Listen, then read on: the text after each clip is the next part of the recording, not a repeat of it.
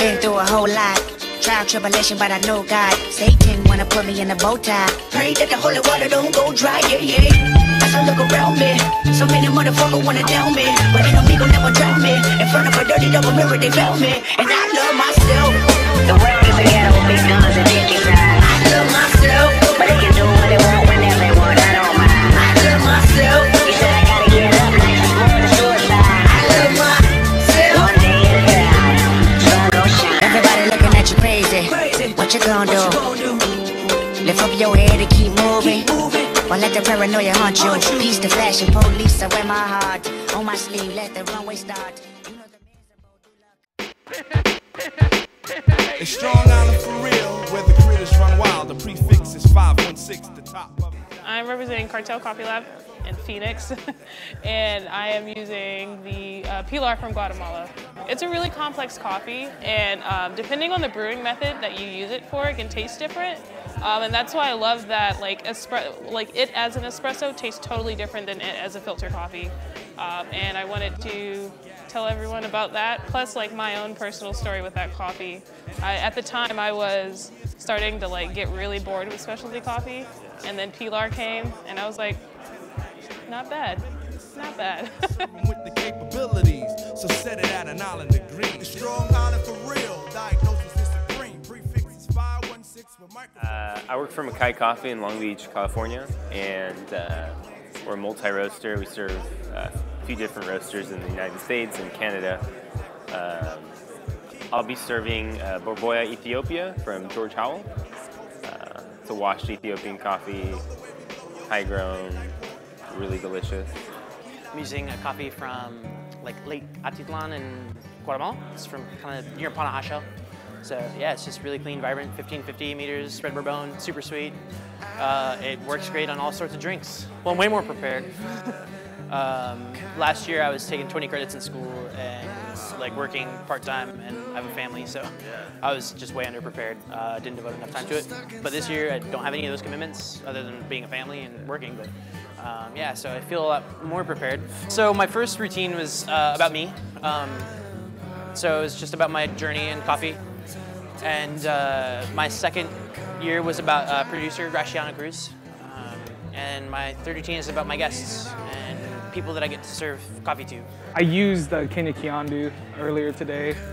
It was a wicked nice coffee, man. I cupped it right before I went on stage, and if somebody goes back and watches my performance, it's this green grape acidity that was in it. It just popped. It was like the coolest note I ever got in a coffee, and I was just freaking out. The Augie's dudes know all about it. I was like, yo, this is amazing.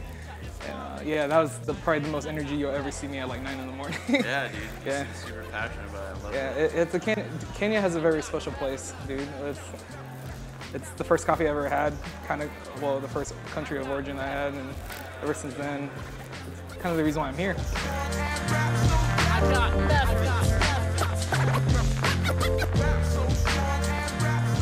I got you and your crew peeping me out and staring. Maybe this is something you're not accustomed to hearing. I'm coming to clowning, taking title.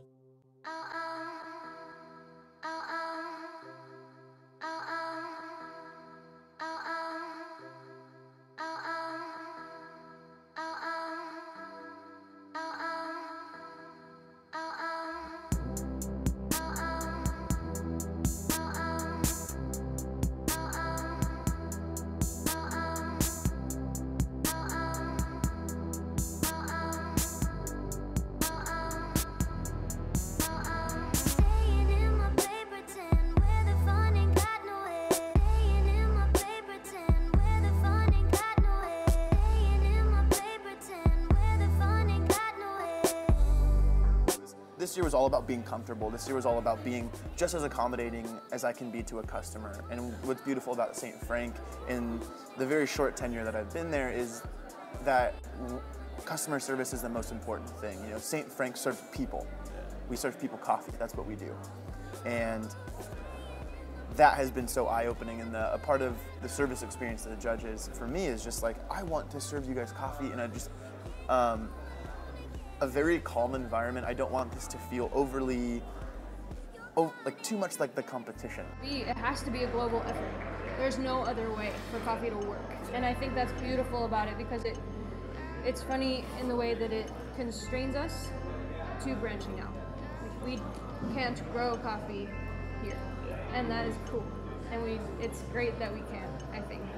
My shop's in the middle of like a neighborhood, so I have a lot of families and people that come in. So, yeah, a lot, and it's nice because like it's consistent people and like really awesome and nice people. So like they know me. Like I probably have like 5 or 6 regulars that watch me, you know, online. Like it's super cool and very, very homey. I think I've competed for different reasons every time.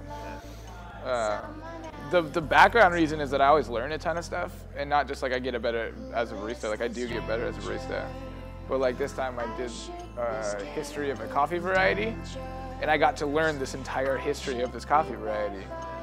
So even if I did that work, and even if I didn't compete or if I like disqualified, I still know that history of that coffee variety. So I already benefited from it. I'm here because I feel like as every barista, every coffee professional, we all work throughout the year, and we all have this thesis that we come to, an idea that we have to our own way of trying to make the industry better for everyone in it. Kindness, it means everything because I wouldn't be here without it. And I'm like so grateful for everyone, like you guys, Phoenix coffee culture, LA coffee culture, and Portland just extending all their kindness and welcoming me into their cultures during the time that I'm with them. I should be scared, could be dangerous.